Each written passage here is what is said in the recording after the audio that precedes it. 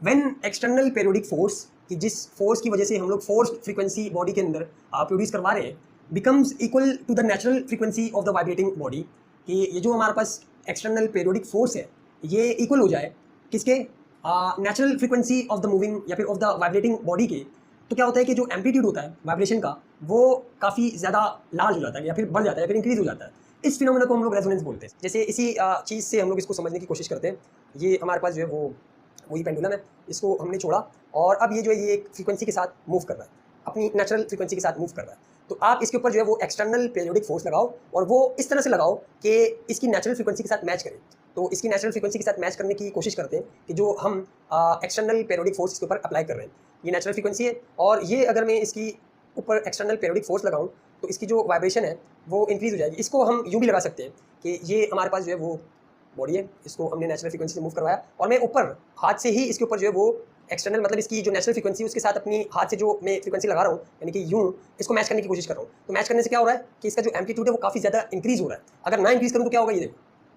ना इंक्रीज करूँ तो ये इसकी नेचुरल फ्रीक्वेंसी है और अगर अब एक्सटर्नल पेरियोडिक फोर्स इसके ऊपर लगाऊँ तो क्या होगा कि इसका जो हमारे पास वाइब्रेशन है यानी कि जो एम्पलीट्यूड ऑफ वाइब्रेशन है वो इंक्रीज होता हुआ आपको नजर आएगा। ये इसकी नेचुरल फ्रीक्वेंसी है और अब मैं हाथ से यहाँ से जो है वो इसके ऊपर एक्सटर्नल पेरियोडिक फोर्स लगाने वाला हूँ जो कि इसकी नेचुरल फ्रीक्वेंसी के साथ में मैच करवाऊंगा। और मैच करवाने से क्या होगा कि इसका जो एम्पलीट्यूड है, एम्पलीट्यूड यानी कि जितना ये इस तरह से मूव कर रहा है वो आपको इंक्रीज होता हुआ नजर आएगा। इंक्रीज होता हुआ जो नजर आ रहा है ये हमारे पास ये मैंने अप्लाई करना जो इसके ऊपर फोर्स शुरू कर दिए जो एक्सटर्नल पेरियोडिक फोर्स। एक और मजे की चीज़ जो डेमोन्स्ट्रेशन के अंदर भी उन्होंने दिखाई हुई है बुक के अंदर, वो क्या है कि फ्रीक्वेंसी का हमने फॉर्मूला क्या पढ़ा कि फ्रीक्वेंसी होती है 1/2 पाई और G/L अंडर रूट के अंदर। अगर हम फ्रीक्वेंसी को चेंज करना चाहें यानी कि फ्रीक्वेंसी की वैल्यू को ऑल्टर करना चाहें, हम ये चाह रहे हैं कि अगर फ्रीक्वेंसी ये वाले पेंडुलम की इतनी है तो चेंज हो जाए, इंक्रीज हो जाए, तो ऐसे कौन से फैक्टर्स हैं जो हमारे पास फ्रीक्वेंसी के साथ रिलेशन में यानी कि उनको चेंज करने से फ्रीक्वेंसी के ऊपर भी फर्क पड़ता है। तो एक चीज़ तो अगर कॉमन ऑब्जर्वेशन से देखें, एक चीज़ अगर खुद हम लोग देखें तो हम ये बोलते हैं, या फिर काफ़ी ज़्यादा मिसकॉन्सेप्शन काफ़ी ज़्यादा लोगों के अंदर होता है कि जो मास है वो हमारे पास फ्रीक्वेंसी के साथ डिपेंडेंट है। मास फ्रीक्वेंसी के साथ डिपेंडेंट नहीं है क्योंकि इसके फार्मूले के अंदर आ ही नहीं रहा। मास का डिपेंडेंट होने का मतलब ये कि आप कोई चीज़ लो उसके साथ जो है वो छोटा सा मास बांधो तो फ्रीक्वेंसी जो होगी उसकी हमारे पास कुछ ना कुछ आएगी। इसके बाद आप बड़ा वाला मास लो और उसको इसके साथ बांधो तो फ्रीक्वेंसी जो है वो चेंज होकर आनी चाहिए। मतलब काफ़ी सारे लोगों के दिमाग के अंदर ये कॉन्सेप्ट होता है। टाइम पीरियड भी और फ्रीक्वेंसी भी दोनों असल के अंदर क्या होता है कि मास से इंडिपेंडेंट होते हैं। जो चेंज होती है सिर्फ एक चीज़ होती है, वो हमारे पास ये लेंथ है। इसका मतलब ये हुआ कि फ्रीक्वेंसी की जो वैल्यू है वो लेंथ की वजह से ऑल्टर होगी, चेंज होगी, मास की वजह से नहीं हो सकती क्योंकि मास इसके फॉर्मूले के अंदर है ही नहीं और असल में भी यही होता है। तो सिर्फ एक चीज़ यहाँ पे जो है वो फ्रीक्वेंसी की वैल्यू को चेंज कर सकती है जो कि लेंथ है। यानी कि अगर इन सारे के सारे केसेस के अंदर आपकी लेंथ सेम है, यहाँ से लेकर यहाँ तक की फ़र्ज़ करो कि वो भी 2 मीटर है, तो जो आपके पास इसकी वैल्यू आएगी वो 2 हर्ट्ज़ की ही आएगी। यानी कि इसकी वैल्यू इसके अंदर चेंज नहीं आएगा। फ़र्ज़ करो कि ये हमारे पास एक स्ट्रेच स्ट्रिंग है। स्ट्रेच का मतलब कि ये दो जो हमारे पास चीज़ें हैं इससे हमने बिल्कुल टाइट करके इस स्ट्रिंग को बांध दिया है और यहाँ पे जो है वो हम पेंडुलम जो अप्लाई करने वाले हैं डिफरेंट लेंथ के पेंडुलम जो हम लोग अप्लाई कर रहे हैं यहाँ पे।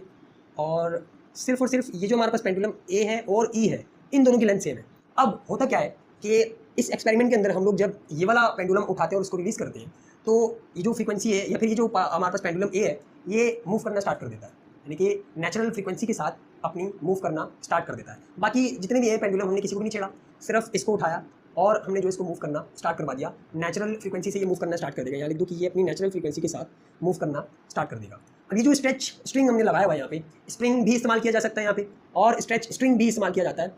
तो दोनों का मकसद क्या है यहाँ पे कि एक्सटर्नल पीरियोडिक फोर्स लगाएं इन तमाम की तमाम के ऊपर। मतलब यहाँ पे तो हमने इसकी नेचुरल फ्रीक्वेंसी से इसको मूव करवाया, लेकिन ये जो नेचुरल फ्रीक्वेंसी है इस स्ट्रिंग के अंदर क्या करवाएगी कि हमारे पास एक एक्सटर्नल पीरियोडिक फोर्स जो है वो यहाँ पे जनरेट कर देगी। इसकी अपनी नेचुरल फ्रीक्वेंसी होगी, लेकिन ये इस स्ट्रिंग के अंदर क्या करवाएगी कि एक्सटर्नल पीरियोडिक फोर्स ऐड करवा देगी। और इस एक्सटर्नल पीरियोडिक फोर्स से क्या होगा कि जो एक्सटर्नल पीरियोडिक फोर्स है ये स्ट्रिंग जिस बॉडी के साथ अटैच है, जिस पेंडुलम के साथ अटैच है, वो पेंडुलम इस एक्सटर्नल पीरियोडिक फोर्स को ऑब्टेन करना है फिर गेन करना जो स्टार्ट कर देगा। और फिर क्या होगा कि ये भी थोड़ा थोड़ा जो है मूव करना स्टार्ट कर देंगे। और फिर क्या होगा कि ये वाली जो हमारे पास इसकी नेचुरल फ्रीक्वेंसी है और इसकी जो नेचुरल फ्रीक्वेंसी है क्योंकि ये सेम थी, तो रेजोनेंस का फार्मूला में क्या बताता है कि जब एक्सटर्नल पीरियोडिक फोर्स इक्वल हो जाती है नेचुरल फ्रीक्वेंसी से, तो क्या होता है कि जो हमारे पास वाइब्रेटिंग बॉडी होती है उसका एम्पलीट्यूड लार्जर हो जाता है, इंक्रीज हो जाता है। अब इसी को अगर आप मोशन के अंदर देखें या फिर वीडियो के अंदर देखें तो ये जो सामने आपकी वीडियो आ रही है इसे अगर आप लोग देखें तो इसके अंदर बिल्कुल यही वाला प्रोसेस हो रहा है जो अभी हमने जो यहाँ पे डिस्कस किया कि दो जो हमारे पास पेंडुलम थे, शायद नाम उसके अंदर जो वो चेंज हो, लेकिन कॉन्सेप्ट यही होगा कि दो हमारे पास पेंडुलम है और दो पेंडुलम की जो लेंथ है वो बिल्कुल सेम है, और एक पेंडुलम को मूव करने से क्या हुआ कि एक्सटर्नल पेरियोडिक फोर्स स्ट्रिंग के अंदर जनरेट हुई और उस स्ट्रिंग से पास होते होते वो सबके ऊपर लगेगी, लेकिन जिसके अंदर रेजोनेंस होगी वो सिर्फ और सिर्फ आखिरी वाला होगा, या फिर वो वाला पार्टिकल या फिर वो वाला पेंडुलम होगा जो लार्जर एम्पलीट्यूड के साथ जो मैच कर रहा होगा। तो इस केस से हमने ये दो चीज़ें सीखी कि हमारे पास जो फ्रीक्वेंसी होती है वो लेंथ के ऊपर डिपेंड करती है। पेंडुलम की लेंथ जो है वो हमारे पास अगर चेंज होगी तो फ्रीक्वेंसी की वैल्यू भी चेंज होगी, और जो हमारे पास रेजोनेंस का फिनोमेना है वो हमेशा कब होगा कि जब आपकी एक्सटर्नल पेरियोडिक फोर्स मैच कर जाए बॉडी की नेचुरल फ्रीक्वेंसी के